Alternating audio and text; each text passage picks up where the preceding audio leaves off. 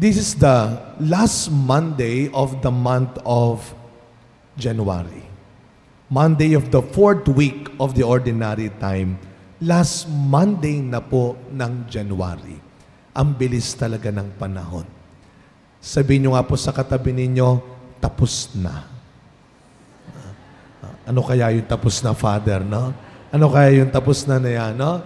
Sana nga this year, dahil January pa lang naman, well, Happy New Year pa rin po sa inyo. And this is 2024, year of...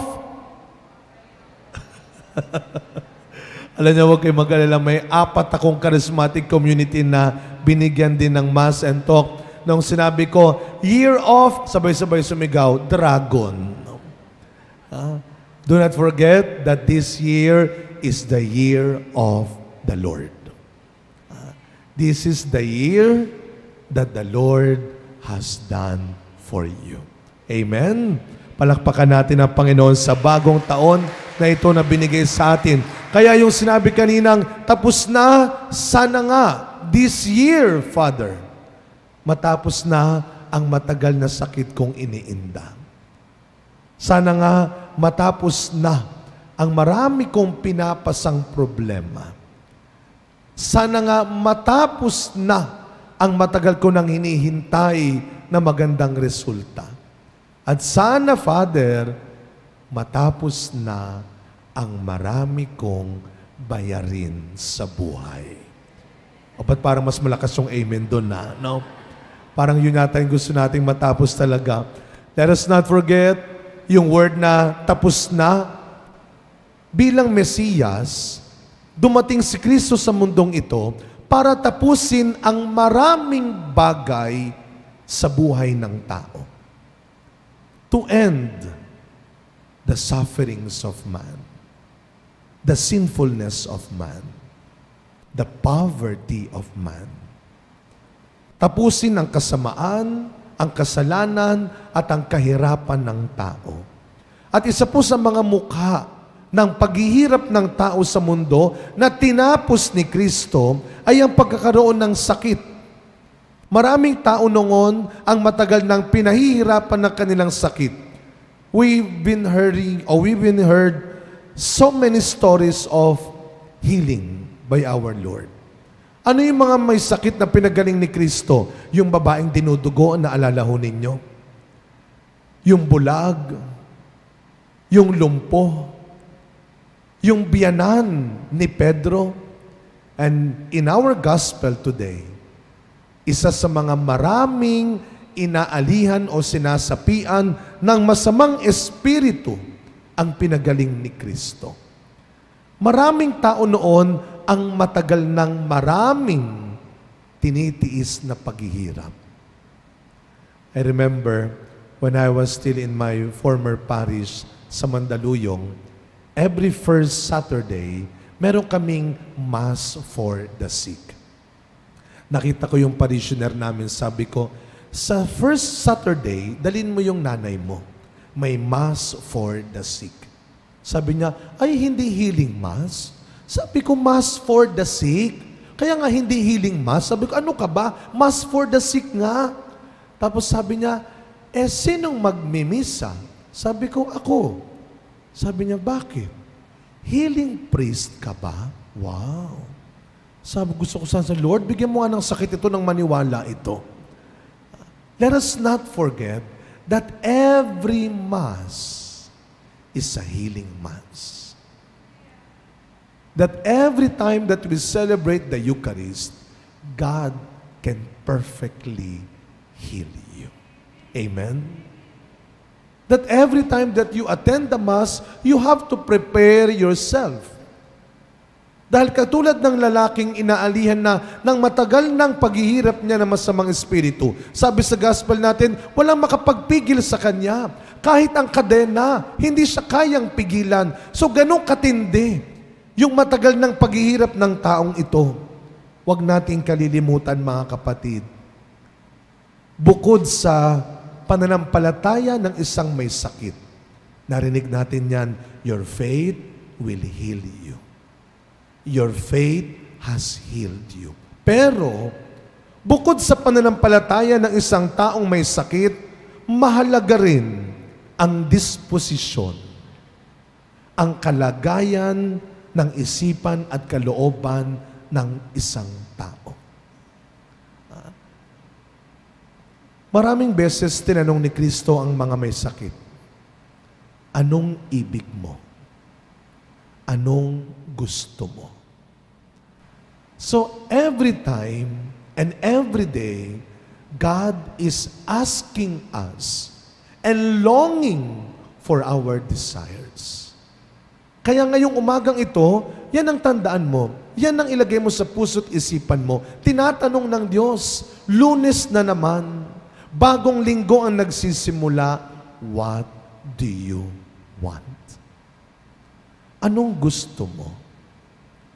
Pero mga kapatid, kakaiba yung pagpapagaling ni Kristo sa gospel na binasa kanina.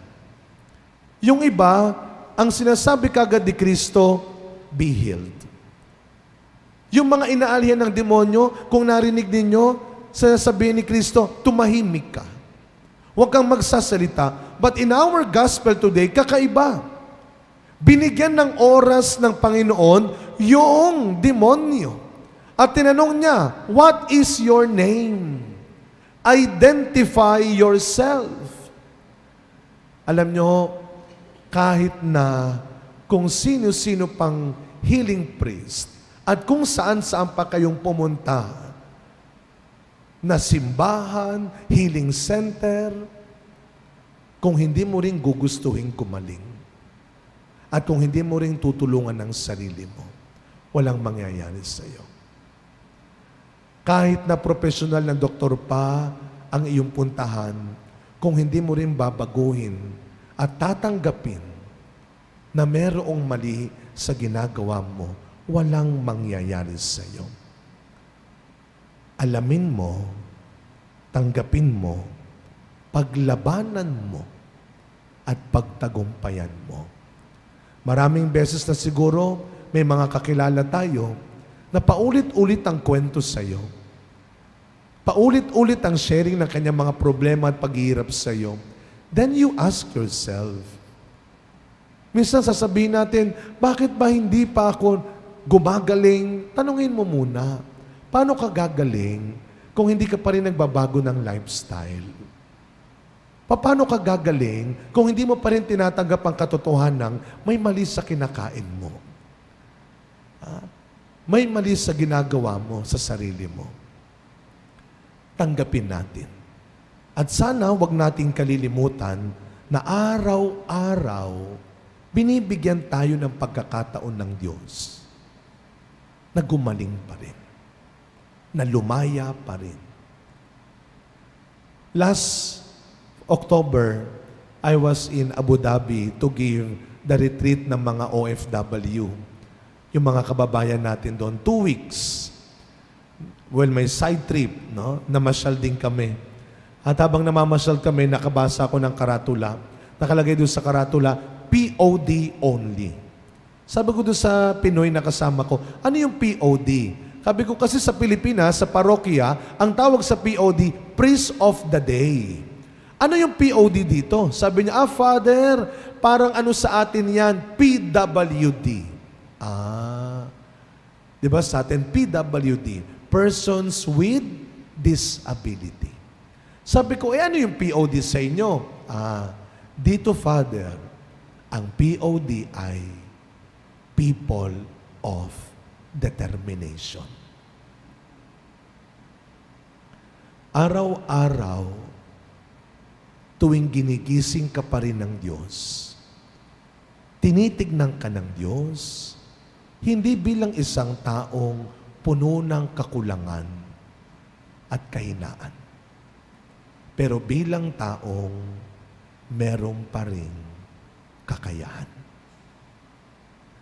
After 3 years of pandemic, what happened to you? And what have you learned? Nung nagsisimula ang pandemya, takot na takot ang mga tao. Akala nila katapusan na. Kahit mga taong simbahan, kahit charismatic. Ang takot nila, Father, hindi kaya ito na yung sinasabi ng Book of Revelation? Kasi araw-araw, parami ang namamatay. Hindi kaya tinatapos na ng Diyos ang mundo? Then Pope Francis gave us a beautiful reflection. Sabi ni Pope Francis, this pandemic is not a judgment of God, but for us to judge which is essential and not. Hindi ka pa tinatapos. Araw-araw, inaayos ka pa ng Diyos. Ang bawat araw, ang bawat buwan, matatapos. Pero ikaw, hindi pa. Hanggat nabubuhay pa rin tayo. Kaya sana, huwag natin sayangin ang bawat oras at lakas na meron pa tayo para ayusin ang buhay na meron tayo. Para tapusin ang anumang mali at masama na kayang-kaya nating gawin. You just have to will it. Ang kailangan lang, mabuting disposisyon kasama ng pananampalataya sa Panginoon. Again, hindi ka pa tapos, inaayos ka pa ng Diyos. May plano pa ang Diyos. God is good all the time. Thank you for joining us today. View our past broadcasts on our Facebook page, St. Peter Community, and subscribe our YouTube channel. Like, share, and hit the bell.